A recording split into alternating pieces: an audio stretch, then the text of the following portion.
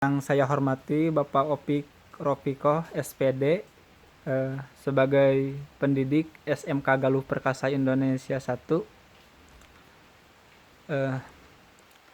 Mohon izin, saya diberi tugas oleh dosen pengampu mata kuliah telaah kurikulum dan Kapita Selekta SMA, yaitu Bapak Pia Nugraha MPD. Tugas ini yaitu UTS. Mohon izin, perkenalkan, nama saya Jaludin. Saya mahasiswa IKIP Siliwangi semester 6. Izin untuk mewawancarai Bapak. Mungkin untuk memanfaatkan waktu, kita langsung saja kepada pertanyaan. Mohon izin untuk pertanyaan pertama, boleh Bapak menyampaikan CV atau identitas Bapak sebagai bahan atau sumber wawancara.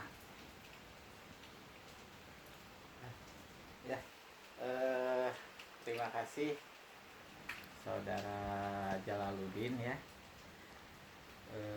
yang kebetulan mungkin Jalaluddin ini juga merupakan salah satu anak didik Bapak ya, Ya, karena kebetulan Jalaluddin juga merupakan alumni dari SMK Galuh Perkasa ya, dan suatu kebetulan juga Bapak itu juga alumni IKIP Siliwangi gitu ya. Meskipun ya dulunya namanya masih belum IKIP, tapi namanya masih STKIP Siliwangi, dan kebetulan mungkin Bapak juga istilahnya lulusan pendidikan bahasa dan sastra Indonesia. Jadi dengan alasan seperti itu sehingga ya Bapak istilahnya bersedia untuk diwawancarai atau memberikan beberapa keterangan terkait tugas dari mata kuliah Jalaluddin ya. Sebelumnya mungkin untuk sebagai identitas nantinya saya memperkenalkan diri. Nama saya Opik Ropiko. Kemudian seperti yang tadi disebutkan bahwa pendidikan terakhirnya adalah sarjana pendidikan bahasa dan sastra Indonesia dan alumni IKIP juga gitu ya. Dan kebetulan saya juga mengajar di SMK Galuh Perkasa Indonesia itu dari tahun 2012, jadi sudah 10 tahun lebih mungkin ya. Mengajar mata pelajaran bahasa Indonesia di SMK Galuh Perkasa. Ya itu saja mungkin untuk sebagai identitas awal mah ya. Baik, terima kasih Pak untuk jawaban pertanyaan pertama. Langsung saja kepada pertanyaan kedua. Mohon izin, kurikulum apa yang Bapak gunakan di sekolah dan bagaimana dan apa yang Bapak pahami mengenai kurikulum yang Bapak terapkan di sekolah Bapak tempat mengajar? Nah, jadi kalau berbicara tentang kurikulum mungkin ya, apa namanya, di sekolah itu kan ada istilahnya wakasek gitu ya. Dan kebetulan saya itu di SMK Galuh Perkasa itu sebagai wakasek kesiswaan, jadi bukan kurikulum sebenarnya. Untuk wakasek kurikulum atau yang membidangi tentang kurikulum itu beda lagi orangnya. Jadi bisa dikatakan kalau Jalal itu datangnya itu agak kurang tepat gitu ya. Jadi seharusnya untuk lebih memaksimalkan tugasnya itu mendatanginya ke bidang kurikulumnya. Tapi mungkin di sini juga Bapak tidak tetap masih bersedia memberikan informasi, hanya mungkin berdasarkan pengetahuan Bapak saja gitu ya. Nah, kalau berbicara kurikulum kebetulan kita akan berbicara tentang sedikit sejarah SMK Galuh Perkasa ya. SMK Galuh Perkasa Indonesia itu berdiri tahun 2012 dan berada di daerah pedesaan atau perkampungan daerah pelosok gitu ya. Kemudian untuk siswanya pun memang mempunyai latar belakang dari keluarga yang kurang mampu. Nah, otomatis hal tersebut juga berdampak terhadap kurikulum. Karena kenapa? Di SMK Galuh Perkasa Indonesia 1 itu dulu pernah diterapkan kurikulum KTSP itu ya. Hanya untuk kurikulum KTSP itu dirasa kurang begitu efektif kalau berada di wilayah perkampungan gitu ya. Nah, beberapa tahun ke belakang akhirnya SMK Galuh Perkasa Indonesia 1 itu mengganti kurikulumnya menjadi kurikulum 2013 sampai sampai sekarang. Jadi SMK Galuh Perkasa Indonesia itu sampai sekarang yang dijalankannya adalah kurikulum 2013 atau K13 ya. Nah, untuk kurikulum 2013 tersebut khususnya bagi tenaga pendidiknya atau gurunya ya ada sisi baik, sisi positif, ada sisi negatifnya juga gitu ya, khusus untuk guru. Karena di kurikulum 2013 itu memang guru itu dituntut untuk lebih berperan aktif memberikan pelajaran terhadap siswa dan dituntut untuk lebih berkreatif lagi. Jadi yang saya rasakan ketika sudah melaksanakan kurikulum 2013 itu yang lebih aktif itu lebih diarahkan ke siswa. Jadi guru itu hanya sebagai istilahnya fasilitator saja. Nah, itu sisi positifnya itu. Sisi positifnya jadi berdampak kepada ya beban kerja guru itu lebih ringan lagi gitu. Nah, tapi dari sisi negatifnya juga tentunya itu berdampak terhadap siswa. Jadi untuk siswa dalam pembelajarannya itu lebih mengalami beberapa kesulitan. Jadi tetap ada istilahnya sisi positif dan negatifnya juga bagi siswa. Sisi positifnya ya siswa lebih bisa berperan aktif dalam kegiatan pembelajaran, siswa lebih bisa berkreasi lagi, siswa lebih bisa mengungkapkan apa yang ada di pikirannya, lebih terbuka itu ya, lebih kesempatan siswa itu lebih luas lagi dengan kurikulum 2013. Tapi di sisi lain, di sisi negatifnya siswa juga terkendala dengan permasalahan dalam pembelajaran. Jadi banyak siswa yang sulit untuk mengerti materi pembelajarannya. Nah, secara kesimpulannya ya ketika melaksanakan kurikulum 2013 itu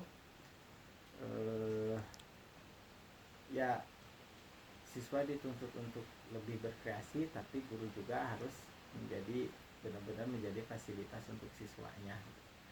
Baik. Sebenarnya kalau bisa dilaksanakan atau dipenuhi baik itu dari guru atau siswanya ya saya rasa kurikulum 2013 ya bisa lebih mengefektifkan kegiatan pembelajaran. Nah, Baik. Ini tambahan juga karena kemarin untuk tingkat SMA SMK itu di wilayah saya itu ada informasi bahwa kurikulumnya akan dirubah dengan kurikulum merdeka gitu ya. Nah tapi untuk sekarang belum ada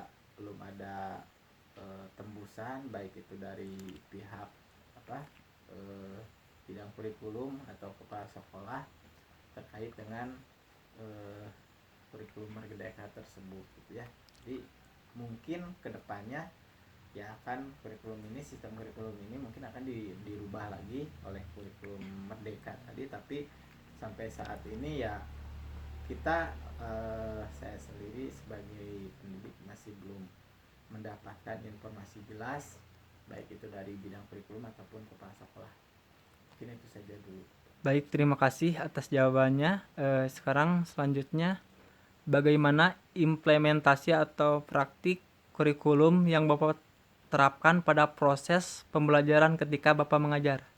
Nah, untuk implementasinya karena tadi kita menggunakan kurikulum 2013, bagi saya pribadi ya cukup lebih mudah karena yang tadi guru hanya menjadi fasilitator gitu ya.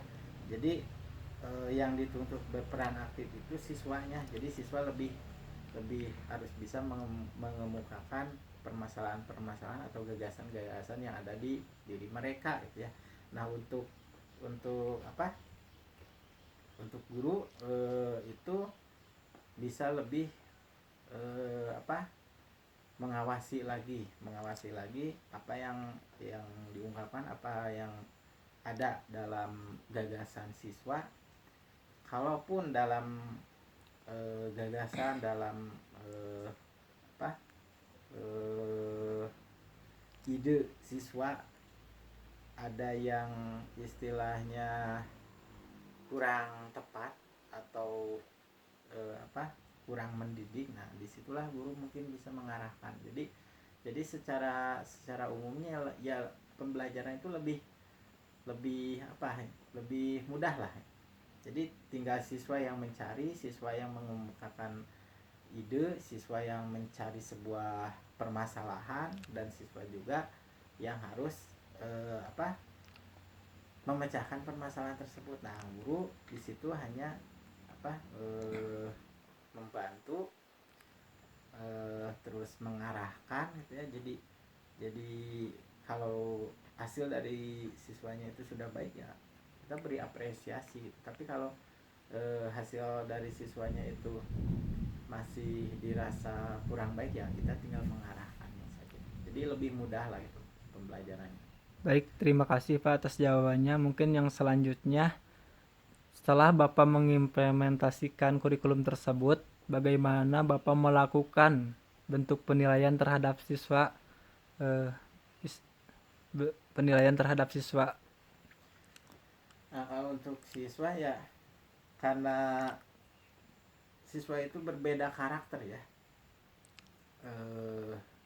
Di setiap kelas itu siswa itu berbeda-beda karakternya. Jadi ada yang siswanya aktif, dia dia aktif di kelas, aktif di luar, kemudian penuh dengan kreasi, penuh dengan gagasan, penuh dengan ide. Jadi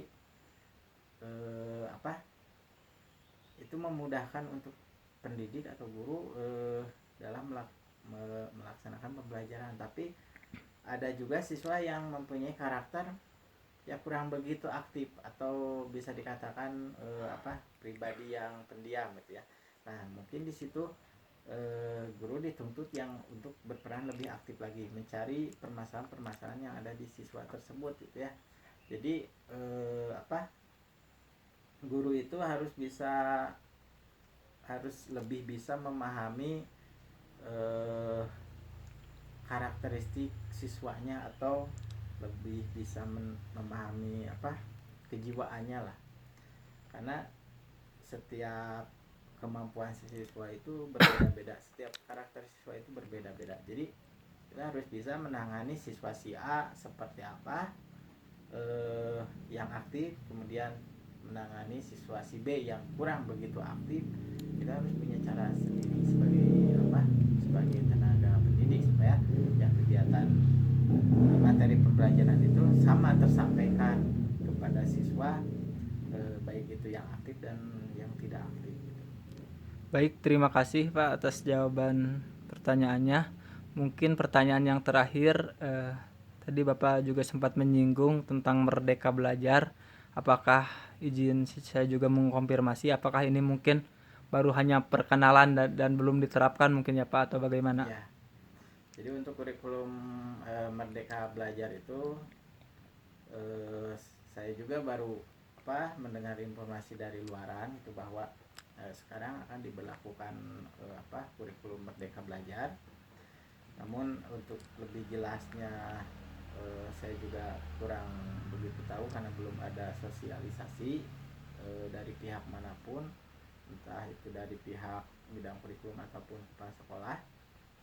Hanya mungkin kalau kita melihat dari istilahnya kurikulum Merdeka Belajar gitu ya, jadi ya mudah-mudahan saja dengan kurikulum tersebut itu sudah lebih memudahkan guru dalam mengajar di kelas gitu. Karena yang saya dengar dalam kurikulum Merdeka Belajar itu ya banyak yang diuntungkan itu siswa. Bahkan kemarin katanya di kurikulum Merdeka itu tidak ada lagi semacam ujian gitu. Jadi siswa itu diambil dari nilai hariannya saja. Ya mudah-mudahan dengan adanya kurikulum Merdeka itu bisa lebih mengefektifkan kegiatan pembelajaran lah gitu. Bisa memudahkan guru dalam mengajar, juga bisa memudahkan siswanya dalam melaksanakan kegiatan pembelajaran. Itu saja sih, karena selebihnya untuk kurikulum ya tadi saya juga belum tahu, tapi ya saya yakin pemerintah melakukan perubahan kurikulum seperti itu pasti tujuannya baik gitu ya. Baik, baik, terima kasih Pak atas wawancara dan jawaban dari Bapak cukup memuaskan sekali. Pertama, saya ucapkan terima kasih banyak karena telah berkenan untuk bersedia diwawancarai. Yang kedua, saya minta maaf yang sebesar-besarnya, pertama karena mengganggu waktu Bapak. Lalu yang kedua, mohon maaf juga bila ada tingkah laku ataupun ucapan saya yang kurang baik. Mohon maaf yang sebesar-besarnya. Terima kasih atas bantuannya. Wassalamualaikum warahmatullahi wabarakatuh. Eh, saya sampaikan sebelum diakhiri ya. Iya. Saya sampaikan kepada saudara Jalal ya, alhamdulillah gitu ya. Ternyata siswa didik Bapak itu ada yang melanjutkan ke perguruan tinggi, apalagi itu ke ke IKIP Siliwangi. Jadi ada rasa bangga lah gitu, ada rasa bahagia bahwa ternyata ada anak didik yang mau mengejar cita-citanya, mau melanjutkan pendidikannya meskipun ya dalam situasi yang sulit, situasi ekonomi yang sulit, ya masih punya tekad gitu ya. Dan kebetulan karena jurusannya sama itu ya, jadi buat saudara Jalal ya tetap semangat, tetap kejar cita-citanya dan mudah-mudahan nantinya bisa sukses. Amin. Baik, terima kasih banyak Pak atas doanya. Lalu saya juga doakan kembali ya, semoga Bapak sehat, berkah, lancar, dan keinginan baiknya terkabulkan. Amin. Terima kasih Pak.